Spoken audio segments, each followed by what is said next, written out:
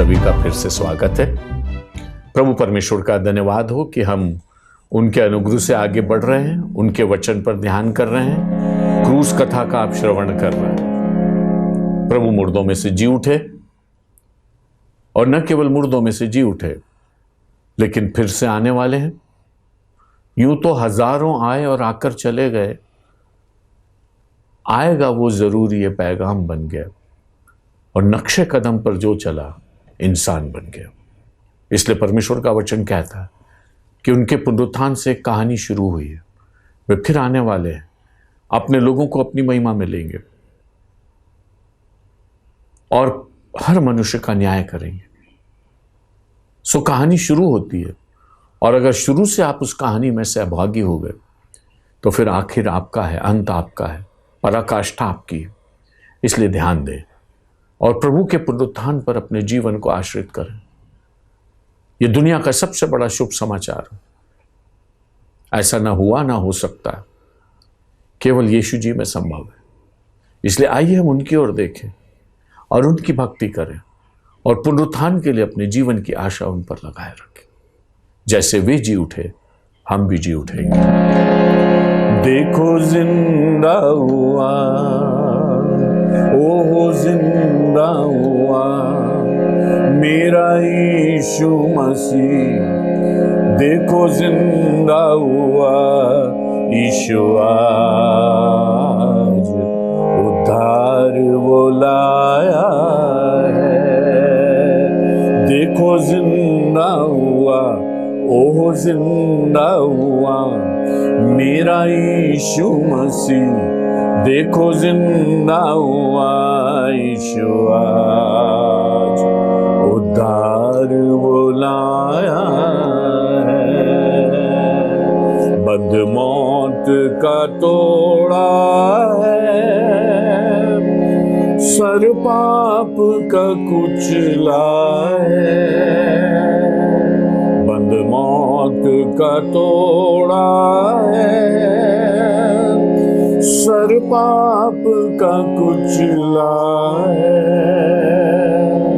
और छोड़ कब्र खाली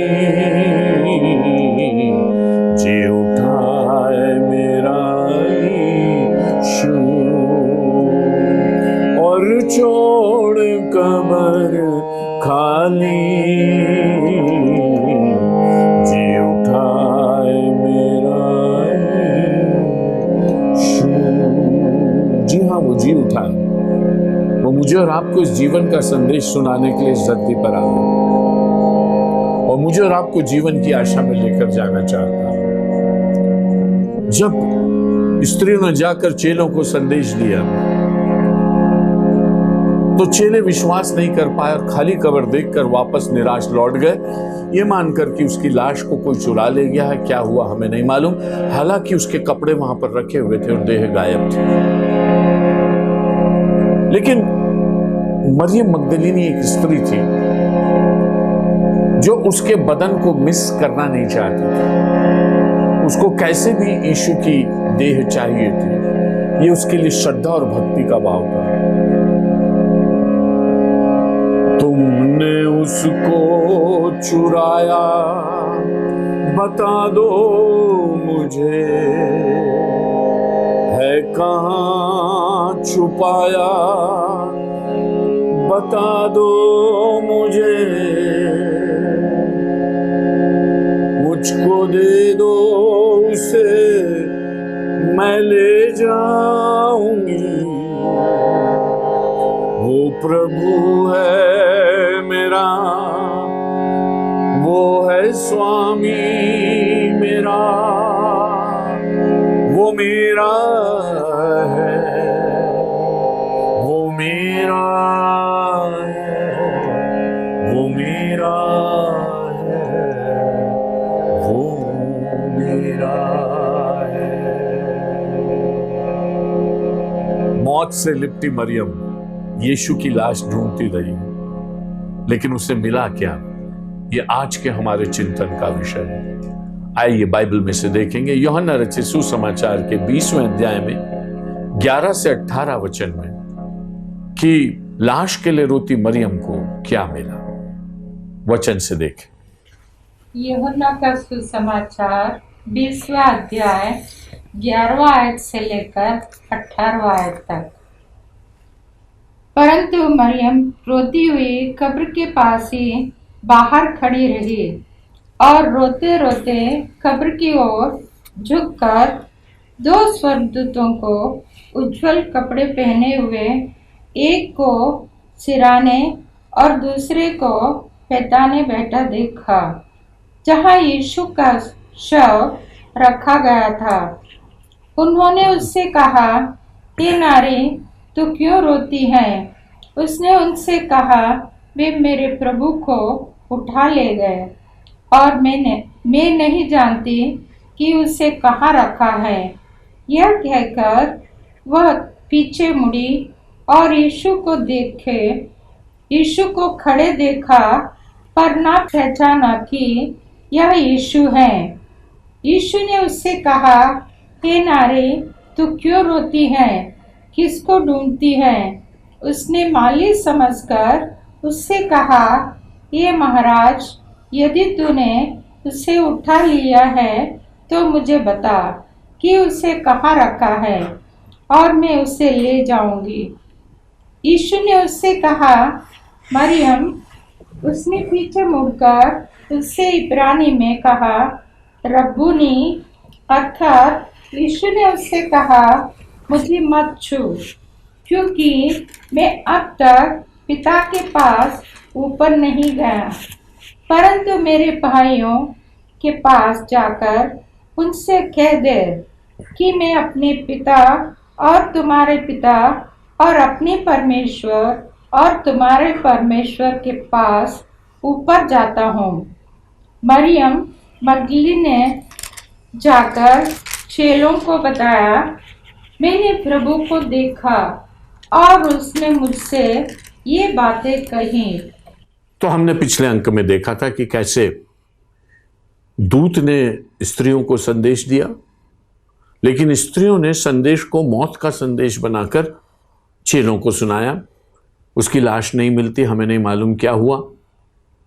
अविश्वासी चेले, जिन्होंने कई बार यीशु से सुना था कि वे मरेंगे और जी उठेंगे, वचन को अपने अंदर मेंटेन नहीं कर पाए, इसलिए दौड़कर कब्र पर तो गए, लेकिन खाली कब्र देखकर और यीशु के शरीर को न देखकर किम कर्तव्य विमूढ़ होकर अपने वापस आ गए। उनके समझ में नहीं आ रहा था क्या करें। डरे हुए तो थे, कमरे में छुपे हुए बैठे थे कि कहीं यहूदी आकर उनका भी संहार ना कर दें, इसलिए बहुत डरे हुए अपने आप को छिपाए हुए बैठे हुए थे। जाना उन्हें गलील था, लेकिन वे बंद कमरे में बैठे हुए थे और कब्र के आसपास चक्कर लगा रहे थे। उनका केंद्र वो स्थान था जहां यीशु को दफनाया गया था, और उनका केंद्र वो पुनरुत्थान नहीं था जिसके विषय में यीशु ने उनसे कहा था। जब चेले अपने घर को वापस लौट गए खाली कब्र को देखकर, तो मरियम मगदलीनी इसके लिए तैयार नहीं थी। वो यीशु के शव के बिना वहां से जाने के लिए तैयार नहीं थी। मरियम वो स्त्री थी जिसमें से यीशु ने 7 दुष्ट आत्माएं निकाली थी। मरकुस के 16वें अध्याय के 9वें वचन में और लूका के 8वें अध्याय के 2 वचन में हम ये स्पष्ट पढ़ते। इसलिए मरियम का प्रभु ने बहुत कल्याण किया था, और उसका पापी और बुरा और दुराचारी जीवन यीशु मसीह ने बदल दिया था। इसलिए वो प्रभु से बहुत प्रेम करती थी, क्योंकि उसकी आत्मा को छुटकारा प्रभु की कृपा से मिला था। इसलिए वो कब्र को छोड़ने के लिए तैयार नहीं थी। अब इस जिद को हम बोलते हैं कि पागलपन की हद तक जिद हो। सब लौट रहे हैं, नहीं है वो, उसका बदन नहीं है, चेलों ने कंफर्म कर लिया, कब्र में उतर कर देख लिया, लेकिन मरियम है कि कब्र छोड़ने के लिए तैयार नहीं। विश्वास में कमजोर है लेकिन प्रेम में मजबूत। सुन रहे हैं आप? विश्वास में कमजोर है लेकिन प्रेम में मजबूत। ऐसा आदमी कभी हारता नहीं। खुदा से अपने प्रेम को बनाए रखें, भले आपकी जिंदगी में कितनी ही घटी कमियां हो, खुदा पूरी कर दे। इसलिए मरियम को यह अवसर मिला और यह अनुग्रह मिला कि पुनरुत्थित प्रभु को सबसे पहले वो देखे।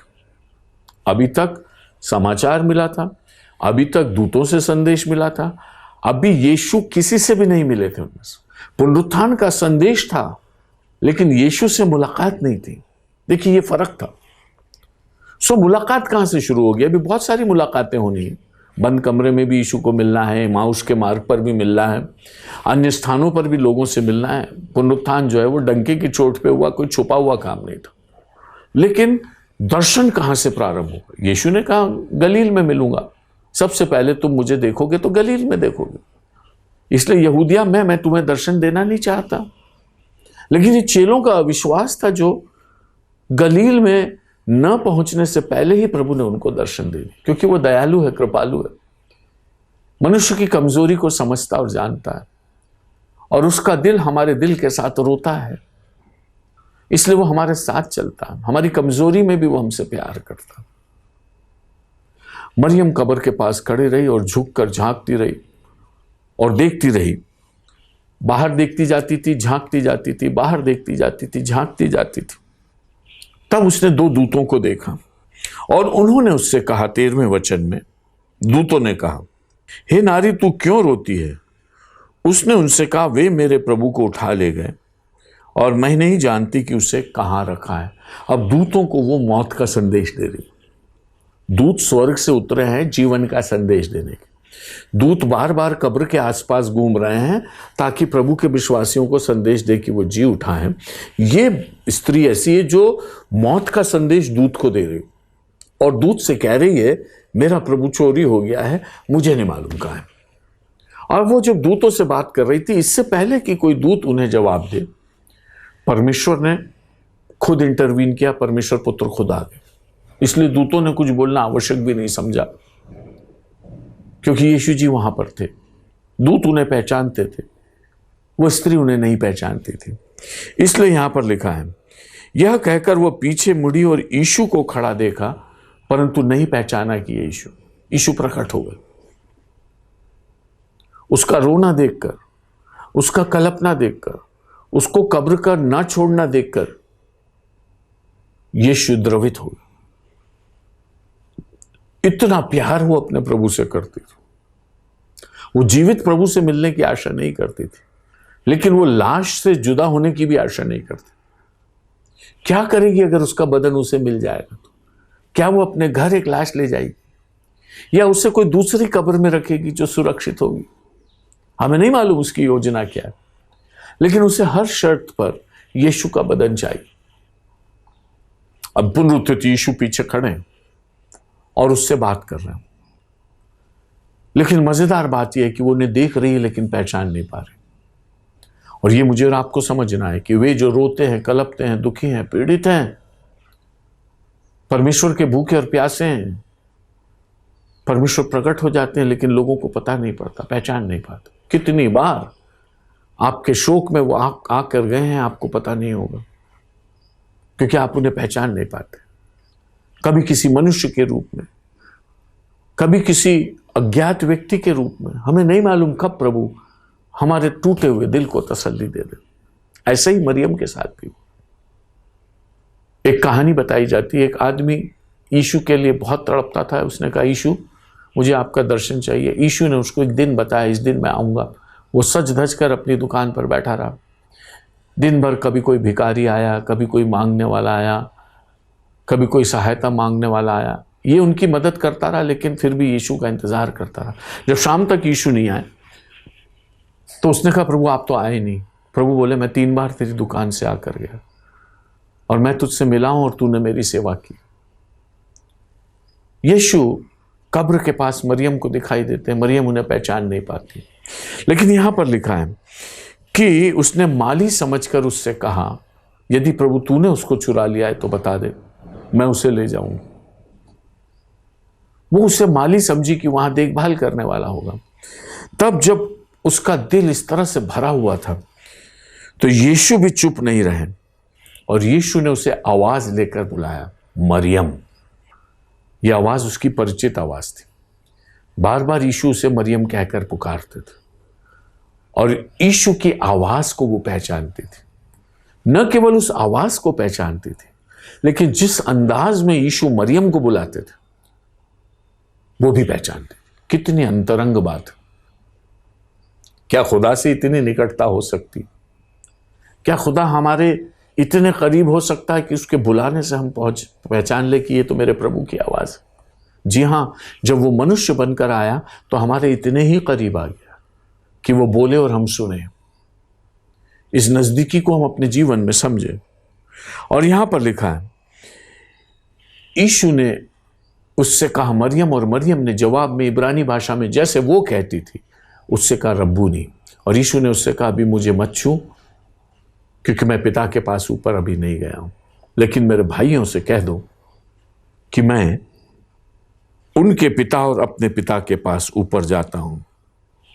ये संदेश तुम भाइयों को दे। मुझे नहीं मालूम इसका क्या अर्थ भाइयों को मिला हो, लेकिन यीशु जब वे शरीर के भाव से घात किए गए तो आत्मा के भाव से जिलाए गए। और इसी दौरान उनके पुनरुत्थान और मृत्यु के बीच में वो अधोलोक में गए, कैदी आत्माओं को प्रचार किया। और इफिसियों को लिखते हुए वचन कहता वे न केवल नीचे गए, ऊपर भी गए। अर्थात वे ऊपर भी गए और परमेश्वर के यहाँ सब कुछ परिपूर्ण किया, लेकिन पिता के सिंहासन के पास नहीं गया था। डाकू को उन्होंने कहा आज ही तू मेरे साथ स्वर्ग लोक में होगा। डाकू उस लोक में गया, लेकिन पिता के सामने नहीं गया। स्वर्ग लोक में जाना एक बात है, पिता के सामने जाना दूसरी बात है। कुरिन्थियों को लिखते हुए पौलुस कहते हैं कि जब सारी बातें परमेश्वर के अधीन हो जाएगी, यीशु जी के अधीन हो जाएगी, तो वो सब कुछ पिता को सौंप देगा। अर्थात अभी सब कुछ पिता के हाथ में नहीं सौंपा गया है। सब कुछ स्वर्गिक है, सब कुछ आशीषित है, लेकिन स्वर्गिक होने के उपरांत भी सब कुछ पिता को अभी सौंपा नहीं गया। एक बड़ी विजय बाकी है। आखिरी शत्रु जो हमारा है वो मृत्यु है। जब मृत्यु और अधोलोक आग की झील में डाले जाएंगे, तब मैं और आप परमेश्वर के सामने उपस्थित होंगे और उसको वैसा देखेंगे जैसा वो है। इसलिए यीशु जी ने कहा अभी मुझे मत छुओ, मुझे मेरे पिता के पास जाने दो। यीशु जी पिता के पास गए हैं, लेकिन कलीसिया अभी पिता के पास नहीं गई, लेकिन स्वर्गिक स्थानों में परमेश्वर में आशीषित है। जब ये बात यीशु जी ने उस स्त्री से कही तो उस स्त्री ने जाकर लोगों से कहा, और क्या कहा, मैंने प्रभु को देखा है और उसने मुझसे बातें की। अभी तक ये संदेश किसी ने किसी को नहीं दिया था। अभी तक सब ये कह रहे थे खबर आ रही है वो जी उठा है, दूतों ने कहा वो जी उठा है, कब्र खाली है, हो सकता है जी उठाओ। लेकिन अब मरियम एक ठोस संदेश लेकर जा रही, मैंने प्रभु को देखा है। कोई कह सकता है इल्यूजन होगा, ऐसे ही देख लिया होगा, झलक होगी, आप ज़्यादा भावुक हैं, बहुत रो रही हैं, शायद भ्रम हुआ होगा। मरियम कहती है मैंने प्रभु को देखा है और प्रभु ने मुझसे बातें की हैं। मैं उसके साथ टॉकिंग टर्म्स में आई और उसने मुझसे स्वर्गिक बातें की और तुम्हें संदेश देने की बातें की। यह है मेरे और आपके जीवन की गवाही। जब मैं और आप प्रभु की निकटता में चलते हैं, हम ये कह सकते हैं कि मैंने जीवित प्रभु को देखा है और उसने मुझसे बातें की हैं और वही बातें मैं आपको सुना रहा हूं। सीधा सादा मसीही जीवन, ज्यादा लाग लपेट करने की जरूरत नहीं। यीशु के क्रूस के बलिदान और पुनरुत्थान पर विश्वास करें, और जब वो आपके जीवन में आ जाता है तो आप लोगों से कहें मैंने प्रभु को देखा है, उसने मुझसे बातें की हैं और उसने जो मुझसे बातें की हैं वो तुम्हारे लिए एक संदेश है। इसको सुनो और उस पर विश्वास करो, क्योंकि परमेश्वर सारी दुनिया को आशीषित करना चाहता। इसलिए वो ये कहता है कि तुम इस संदेश को लोगों को सुनाओ। वो मुझसे और आपसे रोटी पानी की बात नहीं कर रहा, वो मुझसे आपसे दुनिया की आबो हवा की बात नहीं कर रहा। जब पुनरुत्थित प्रभु मिलता है तो वो जीवन की बात करता है, लोगों के उद्धार की बात करता है, स्वर्ग की बात करता है, और मिट्टी का मानव इसको हजम नहीं कर पाता, इसलिए वो इसका बड़ा विरोध करता है।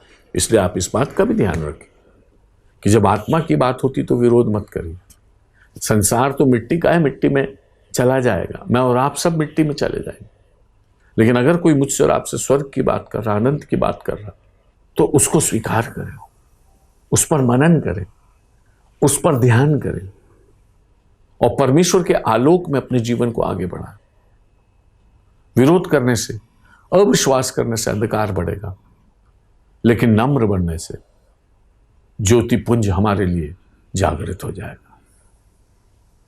प्रभु आपकी रक्षा करे और आपकी सहायता करे। परमेश्वर की कृपा आपके ऊपर बनी रहे और आप अविश्वासी नहीं लेकिन विश्वासी बने, और आप ये कहें कि मैंने प्रभु से व्यक्तिगत मुलाकात की है। कहा सुनी आपसे दूर हो जाए और जीवित अनुभव परमेश्वर का आपके जीवन में आ जाए। आपका जीवन एक आश्चर्यकर्म हो जाए और जीवित प्रभु का संदेश आपके जीवन में इस प्रकार से पल्लवित हो कि आप ये कह सकें कि मैंने प्रभु की आवाज़ को सुना, उसकी बात को सुना है, उसने मेरे जीवन को बदला है और यही संदेश मैं तुम्हें देना चाहता हूँ। प्रभु आपको ऐसा अनुग्रह प्रदान करे। यीशु के नाम से आत्मा प्राण देह में आपको चंगाई मिले, छुटकारा मिले, शांति मिले और भरपूरी का जीवन मिले, यीशु नासरी के नाम से, आमीन। प्रिय दर्शकों, हम आपके आभारी हैं कि आप हमसे जुड़े रहते हैं। हम हर प्रोग्राम में आपको हमारे फ़ोन के नंबर्स देते हैं जिस पर आप कभी भी कॉल कर सकते हैं। इन नंबर्स का आप उपयोग करें और आपके मन में यदि कोई प्रश्न है, कोई प्रार्थना का निवेदन है, आप और अधिक जानना चाहते हैं, आप अवश्य इन नंबर्स पर कॉल करके हमसे संपर्क करें। प्रभु की आशीष आप पर सदा बनी रहे। आमीन।